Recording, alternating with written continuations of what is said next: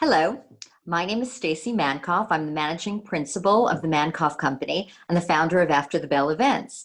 As you know, the events right now are on pause for a while, but we wanted to continue the conversation. So what we've done is we've come up with the Bellringer series, and this will be a series of chats with leaders in the industry, experts, and people who will provide practical information on various issues in the financial, technical, technological, and fintech space.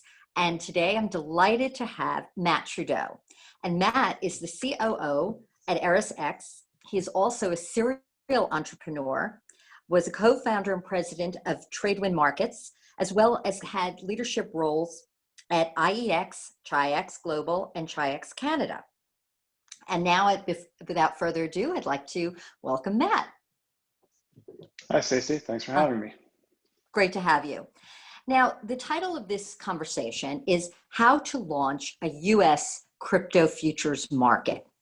And I guess just to get down to the fundamentals, how could you define the difference between a traditional futures market and a crypto futures market? Yeah, there's really, there's not that much difference when it comes down to it. The original, I think, first futures market was, according to Wikipedia, believed to have been started in about 1710 in Osaka, Japan. And, the function, purpose, and operations of the futures markets really hasn't changed a whole lot in 300 years since then. They're centers of price discovery, liquidity, risk transference. The changes that we might record are changes in regulation. So the early exchanges may not have been regulated, and more recently, exchanges certainly come under quite a bit of regulation. Clearinghouses are a relatively new invention that were added later in order to address the issue of settlement risk, rule books and things. So in terms of the crypto futures exchanges, there isn't really a lot of difference at the exchange level. Where I would say we do see some differences really relate to the specific peculiarities of crypto assets. So for example, the blockchains and their consensus algorithms and processes, in cases where there are public and private keys, the storage and management of the private keys, and then things with blockchains where there are examples of airdrops where a new asset could be created, forks are another thing that's quite different about crypto assets. And so as a crypto futures exchange operator, those are things that you need to take into consideration in your policies and procedures and your approach to security and technology to ensure that you can deal with all of those different things. But beyond that, the futures markets for crypto still are about price discovery, liquidity, and risk transference, where those participants who prefer to not take risk are able to transfer that risk to participants who are willing to take the risk with the opportunity to potentially profit. Do you need, when you're talking about a crypto futures market, do you need more security? Is there, you mentioned that. So what are some of the things that you need to have in place?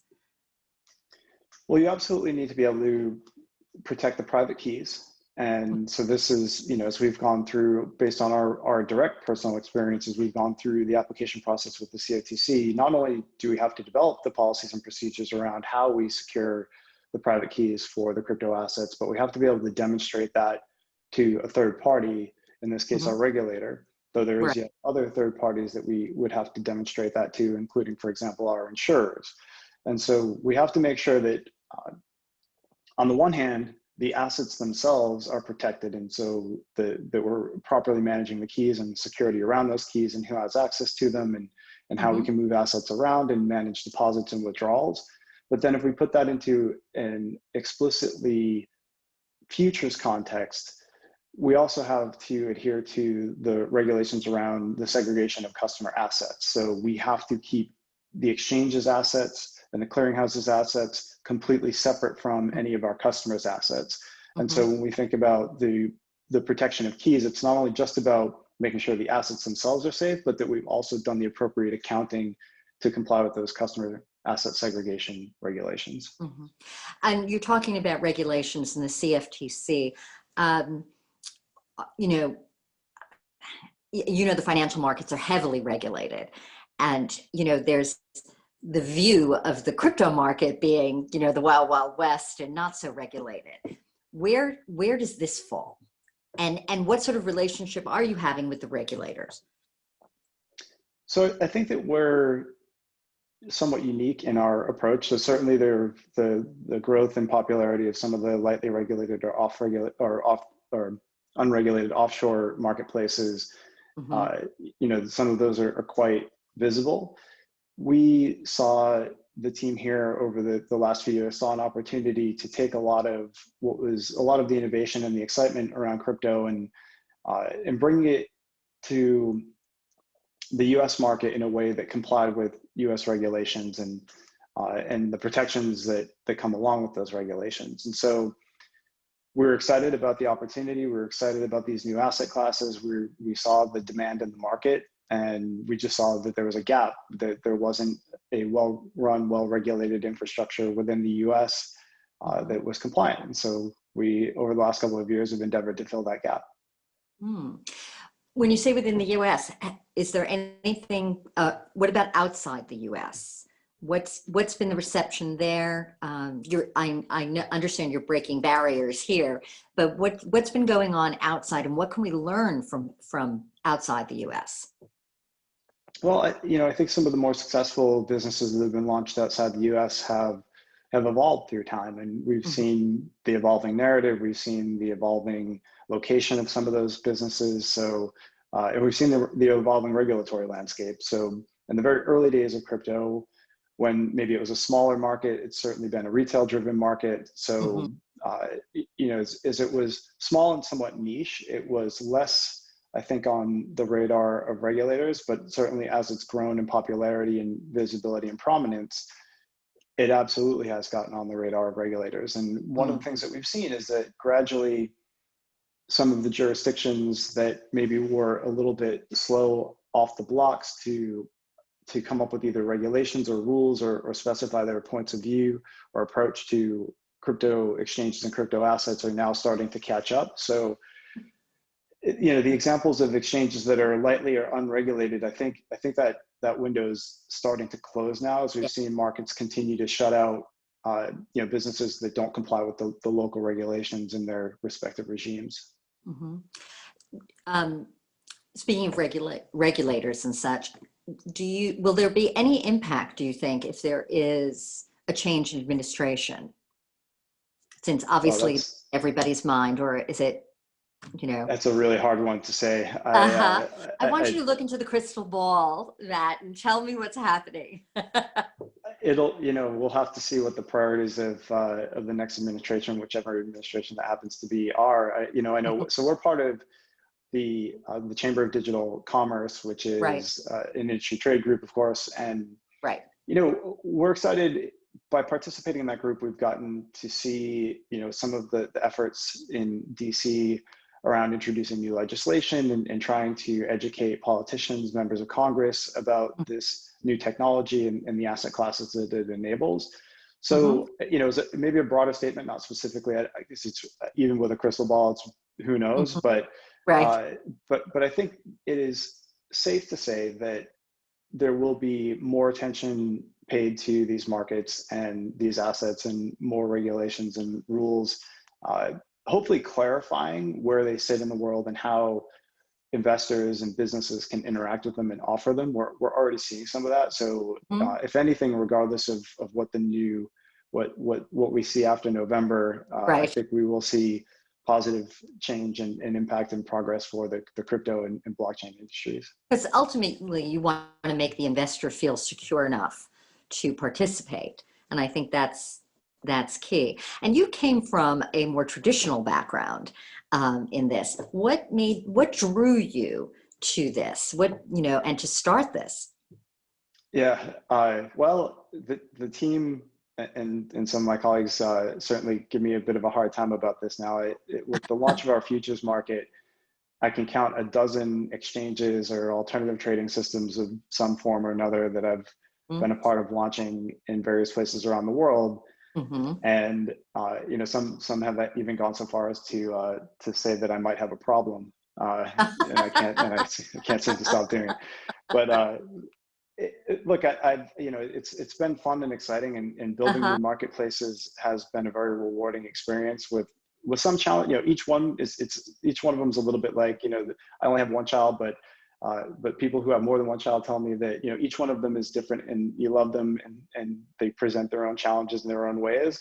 Uh-huh. So each new market that I've been a part of launching has been a little bit different. There are some things that are Mm-hmm. common about all of them, but you know, I got my first introduction to Bitcoin back in 2014, and Mm-hmm. I had to, you know, there was a deal that I was doing some diligence on that related to a crypto exchange that wanted to license some exchange technology while I was running the ventures group at IEX. And in order to understand whether that deal was interesting or not, I had to understand the broader market and the technology. Mm-hmm. And so I spent quite a bit of time doing the deep dive into Bitcoin, and you know, went down the rabbit hole, as everybody talks about.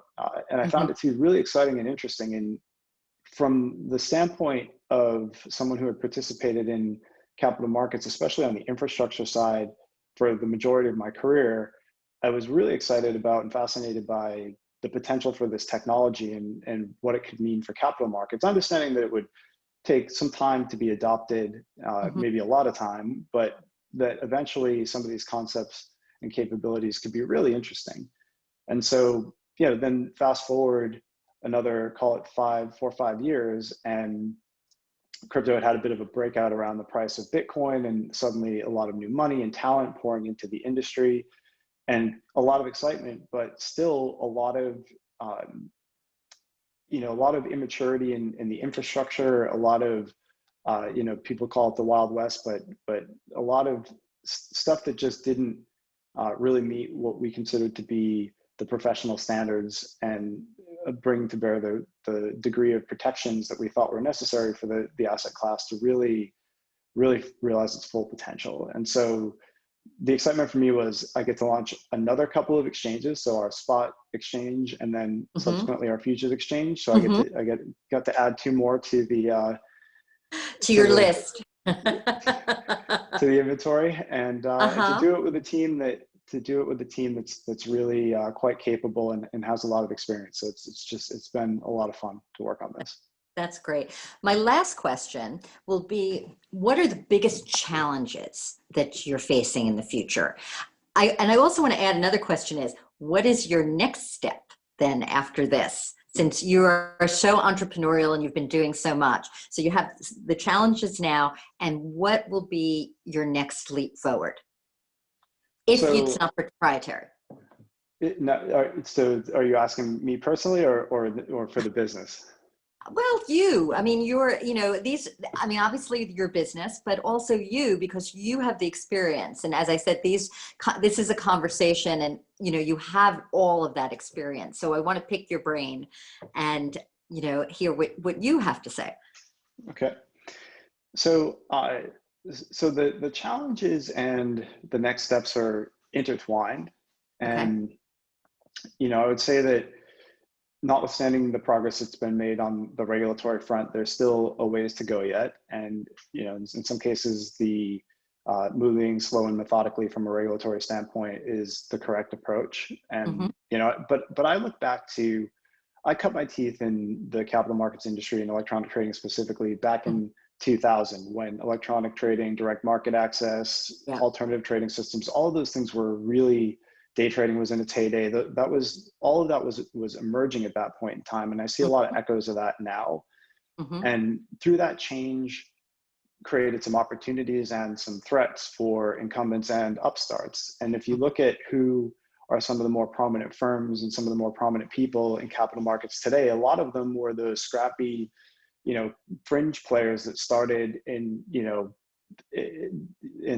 early days of electronic trading, but everybody thought that was going to be a flash in the pan. And then you Mm-hmm. fast forward 10, 15 years, and suddenly that's the new way that the entire industry operates.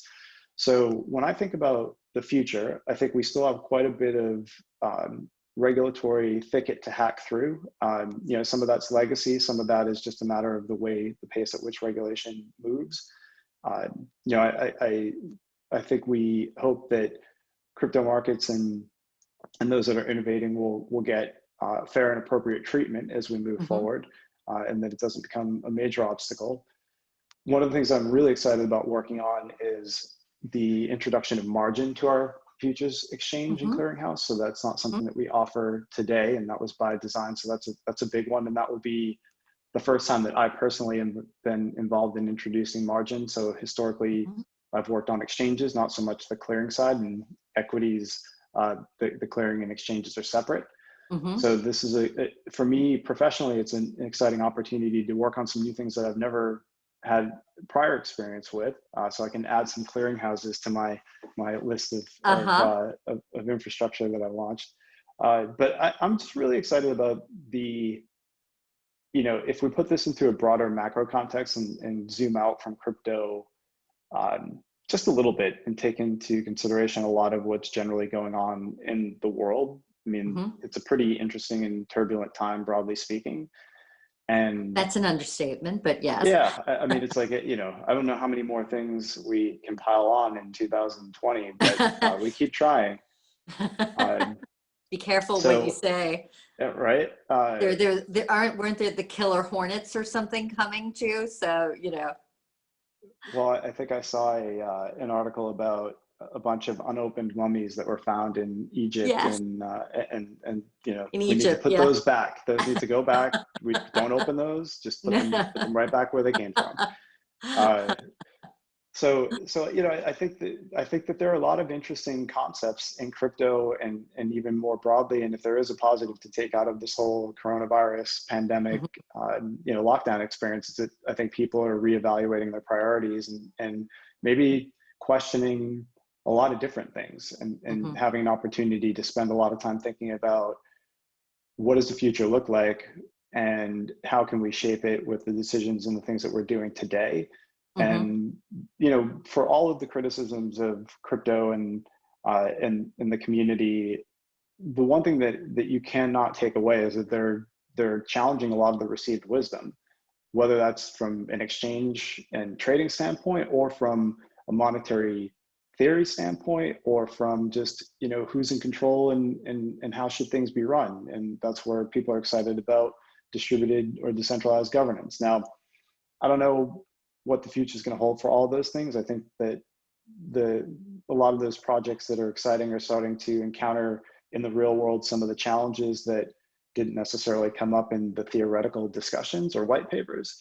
But that doesn't mean that we won't learn through the process. And when you look back at the telegraph or the telephone or even the computer early on, the internet, what those technologies enabled through time and creativity and entrepreneurship wasn't always clear at the very beginning. And when I think about where I'm going from here, the things that I'm learning about now, I'd love to be able to apply in a variety of different ways, whether that's in trading and exchanges or other things. So we'll have to wait and see.